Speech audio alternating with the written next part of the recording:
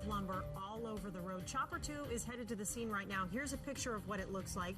This happened around 2:45 this afternoon. This is on Cornelius Pass Road between Highway 30 and Skyline. The road is expected to be closed throughout the evening commute, so drivers avoid that area. Of course, we'll let you know when the road will reopen.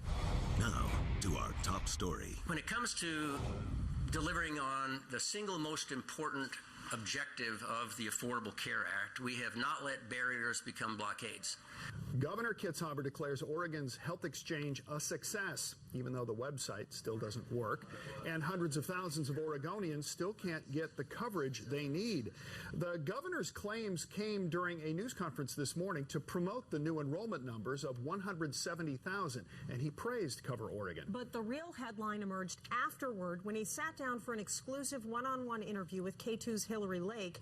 Hillary, you have been trying to get the governor to talk about all of these problems we've uncovered over the past few months. Well, that's right. After weeks of asking for a one-on-one interview and being denied, the governor agreed to do it today. KATU has well documented the magnitude of problems with this project launch. Entire components of the website not working made it impossible for people to actually use it, something that those in charge knew about more than a year before it was supposed to go live back in October. In November, the governor held another press conference and said he was willing to be held accountable for the end result. I've worked on holding him to that. In our interview today, he said the paper application process could be better, and Cover Oregon is working on that. I also asked him a question about an email sent to him by a member of the legislative committee overseeing Cover Oregon, asking him to fire Carolyn Lawson, the woman in charge of the website's development, for lying to that committee about software options. His spokesman ended our interview shortly after those questions. That spokesman told me later this afternoon he interrupted to keep the governor on schedule. We have an email from Representative Patrick Sheehan that went to you, and he encouraged you at the end of 2012 to let her go. I had gone to my office, but I didn't see that. You never actually saw it. Okay. Hillary, we have time for one more. I apologize.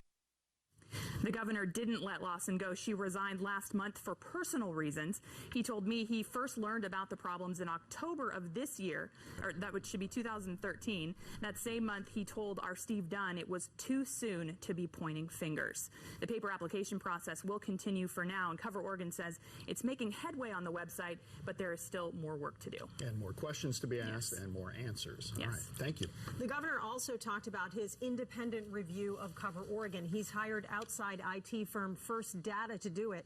Details about the scope and the cost of the investigation will come out tomorrow. Asked about when we can expect the website to be fixed, Kitzhaber said, in effect, no one knows. Interim Director Bruce Goldberg did mention they still have more than 24 major coding problems, but he's reporting to the Cover Oregon board today. We're getting the information for you on that coming up at 5. Also, Cover Oregon is still trying to find someone to permanently replace Rocky King as executive director. King took a medical leave last month and called it quits on New Year's Day. Happening now, testimony in the trial of a teen accused of the hit